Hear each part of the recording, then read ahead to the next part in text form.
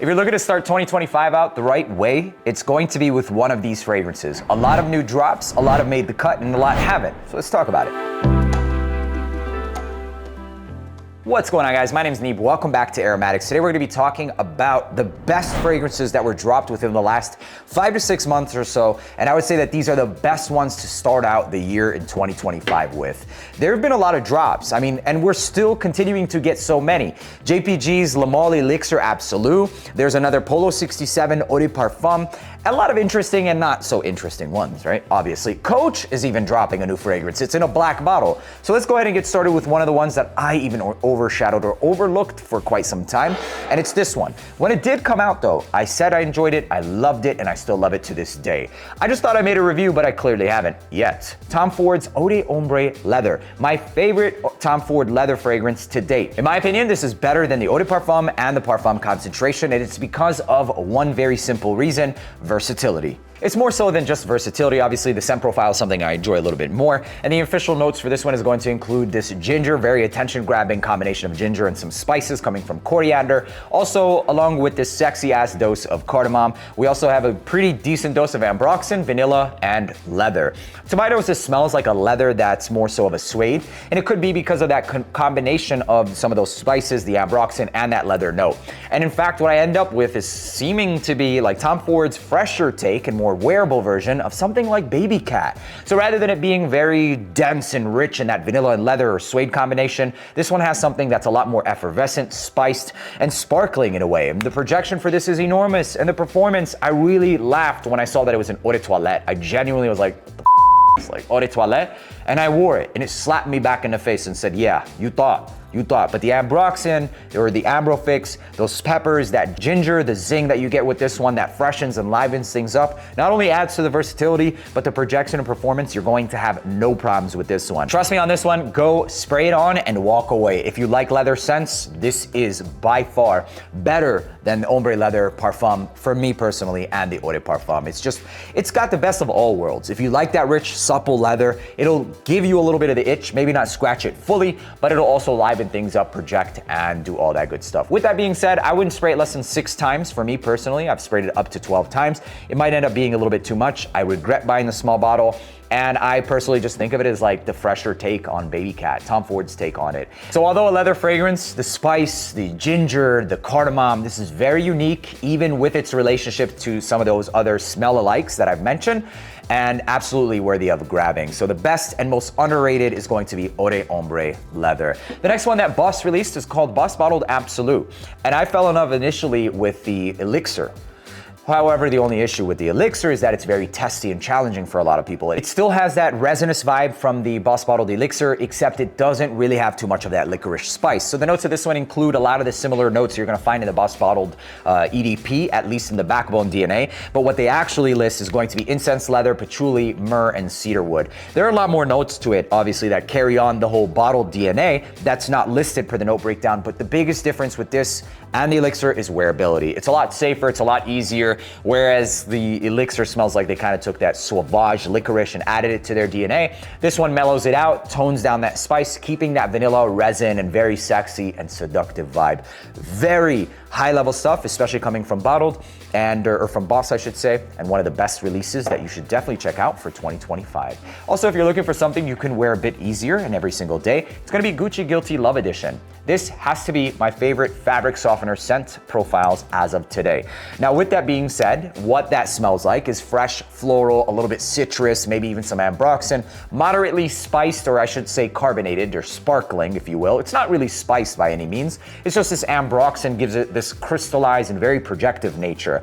And it will remind you of other fragrances that are doing a very similar vibe nowadays, like YSL Myself Le Parfum, and even Gucci Guilty Black or the Elixir. However, in comparison to all of those, this is not as spicy, nearly as spicy, or as rooty and earthy, while still lasting pretty much the entire day. Adding to its versatility, very compliment worthy. And I mean, it's by far my favorite Gucci Guilty now. And moving into 2025, if you're looking for something that you can transition from now in the wintertime and into the summertime, this is one of the best ones you can do exactly that with. The next one's going to strike and pull some strings on a lot of your hearts out there that enjoyed the original Arôme Parfum. Now this one is a reimagined version, and cue the sad music. basically. You are not what you were once upon a time. Do you see this guy? Do you see? Like, do you see what he's done? Do you see that? It's okay. I still love you. Yeah. We're gonna put Old Faithful back there. So with this fragrance, you do get a shadow of what it used to be. I mean, even saying that, let's just say a shadow of the iris that it used to have. But the notes of this one is all about the isoe super, some of the resins and benzoin. There's also this naturalistic style of vanilla, much more mainstream style DNA. And for whatever reason, it keeps stabbing me like an ice pick through my brain, from my nose into my brain. Yeah, very, very gruesome. But Ultramol, I get this Ultramol DNA. It's like if Dior were to recreate Ultramol, it would be this. And I like it. I love it. I love it, actually. It's bubblegummy in that Ultramol sense, but it has that Dior Homme finesse, that woody nature, the isoe super, the resins, and that lipsticky iris that dissipates within the first 2 minutes, unfortunately. I wish they could have kept that iris for a little bit longer, but it's just, it is what it is. It still smells good. It's much more mass appealing than the original Dior Homme Parfum. I'll give it to them when it comes to that. And from a marketing perspective, especially for them, it makes 100% sense, you guys. I sprayed this one on about 8 to 10 times and it lasted me the entire day. And like I said, man, I kept getting familiar DNAs in the air. That wasn't just familiar. It had their unique touch to it. And achieving probably what they wanted. Mass appealing, familiar, but also still really good. And even then, I would still favor this over like Le Male de Parfum, etc. And potentially even over Ultramol, honestly. I'm not gonna say that this is like exactly like it, but I get it a lot. I get that Ultramol vibe a lot with the Dior Homme original style DNA. So it kind of reminds me, it's more so of a flanker off of that, and it seems like the new perfumer MFK is creating their flankers based off of that Dior Homme 2020, and I'm not mad at it. It still smells good. Even all things considered, and that relationship to the Ultramol, I still think it's worth a grab and one of the best ones you can rock in 2025. Potentially even better than Ultramol. I love Iris, and it has that over Ultramol. So yeah, nowadays, I'd recommend this over that. For me, it's a little bit bittersweet because I really love the original DNA, but I still think this one's good, so it's kind of like, is it good or is it not? It's still fucking good, it's still good. Moving on to the next one, Freshies and Freshie lovers, Versace Eros Energy. I love this. Like, this is like lemon squeezed with a little bit of sugar and woods. I'm sure a lot of people will find resemblances to something like Creed Aventus Cologne and some other successful Freshies, but is that really a bad thing? It's very projecting, it's very long lasting, it gets compliments, you could wear it to the gym and literally everything else in between. What's there to hate about it? You could wear this literally everywhere, it lasts and it projects. It smells like citrus lemon and woods. Very simple and unbroxen, and you know, as this one started to dry down, it was surprising me because I was expecting for it to just be gone. But this is one of the Freshies, which very rarely actually lasts longer than 4 hours with a scent profile like this. So if you enjoy that very heavy citrus, blood orange style scents, you're going to like this one as well. Moving on to the next one is Spice Bomb Dark Leather. This is actually really freaking good. This is Spice Bomb extreme toned down vibes with iris. Simple as that. It takes it, makes it more sophisticated, gives it that dark and black leather, which is the note that they actually put in this one. But I would imagine that it's more so of a combination of that iris along with that Spice Bomb DNA. And the main addition to this one is going to be some of that resins, which tones down like a vanilla, playful sweetness, makes it a lot more sexy and more grown up. So if you grew up enjoying the Spice Bomb Extreme DNA and you want something that's matured a little bit with you as well, it would be this Spice Bomb Dark Leather. Now, its performance and projection is going to be something that's a bit more mellow and appropriate for the scent profile, but I have to admit that this, in total longevity, did get stronger over time as well. So it's gonna give you about 7 to 8 hours, but it smells very freaking sexy, especially if you like that iris vibe. Moving on to the next one is called Angel Share Paradise. This was a hard recommendation for me to put on this list because of the price tag. This is a 1.7 ounce for around $385 after taxes, like 400 bucks. It sold out literally like the first 2 days that it was available, even for that price point. But I have to admit, the quality of this is premium stuff. And if you want, or if you like premium stuff, which I personally love, this is gonna scratch that itch. The wooden cap, even the notches on the inside, there's no plastic, was designed to snug on very, very securely. I mean, premium top-notch in terms of the presentation.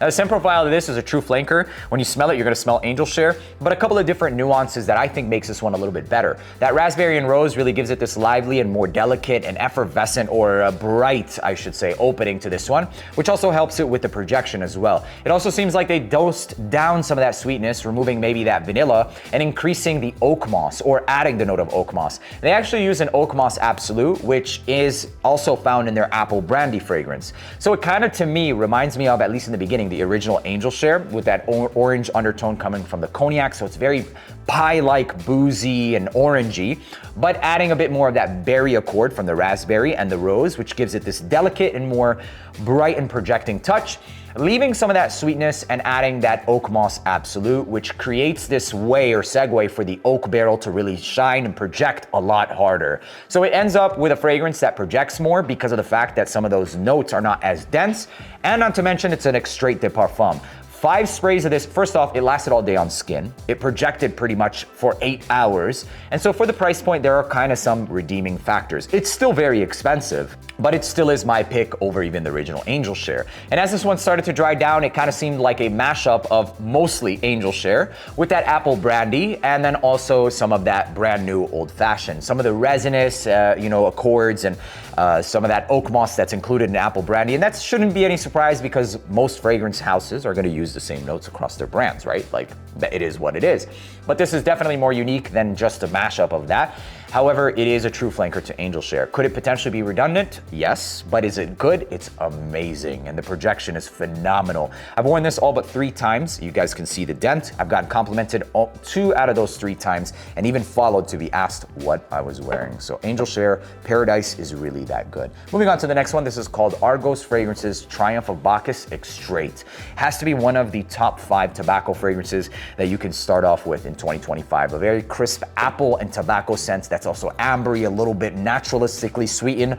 Simple, but it works, it performs, and it's absolutely phenomenal in the quality. Not to mention the presentation is just next level stuff. I wouldn't spray this one on more than about 5 times. And if you're just looking for premium when it comes to tobacco, this, along with maybe just a few or a handful, is going to scratch that itch as well. Speaking of tobacco, this is the best tobacco and honey scent you can get today. It's called Regalian Antidote. And this is, my God, man, tobacco, honey, maybe even a touch of jasmine to soften things out, very projecting. It's got a moderate dose of nutmeg along with this bay leaf, if I'm not mistaken, to give it something crisp and aromatic and projecting. It definitely reminds me of fragrances that are more popular like Naxos, but done in an even better freaking way. It ditches that lavender, which doesn't go into like this frothy and shaving cream style DNA, which I love this for. And I didn't even realize that it was the lavender in the Naxos that was making it harder for me to wear until I got this. It's an extrait de parfum. It's called Regalian Istanbul Antidote. It's a brand from Turkey, but it is niche level stuff and fan-freaking-tastic. One of the best ones to rock in 2025, especially if you're looking for tobacco. Now, obviously, if you wanted a list of like fragrances that are not that good, then this is the wrong video, but these are all, they should all be the best, right? Because that's the whole point of this video, is the best fragrances to get through 2025 with, and these will do exactly that. Moving on to the final one, and this is called Armani Code Eau de Parfum. It got overshadowed because there are a lot of newer scent profiles, and this is kind of a reimagination or a recreation of the original Armani Code Profumo. And that was this very rich, dark leather and mandarin and tonka bean style DNA. And it got discontinued, unfortunately. I loved that scent profile. I even bought like backup bottles, and I just loved that mandarin and leather combination that was also sweet and masculine. Something that I could wear to literally the office, and I did okay getting away with it for like the gym and dates, but for the most part, it was best for dates and the office. This is a reimagined and recreated version of exactly that. Mandarin, nutmeg, tonka bean, simple as that. It's not as creamy or as rich, which makes it a little bit lighter and even easier to wear. I wouldn't necessarily say that it's going to be as bold and long lasting, but it in itself lasted for days on clothing. So this will give you at least the entire day, and easily one of the best fragrances you could rock to dates if you like that masculine tonka bean style DNA in 2025. There you have it, ladies and gentlemen. There's going to be a lot more releases this year. Not all of them are gonna make the cut, and these are just some of the most enjoyable ones that you should definitely check out in 2025. My name is Neeb. Thank you for tuning back in Aromatics, and I'll see you in the next one. Peace.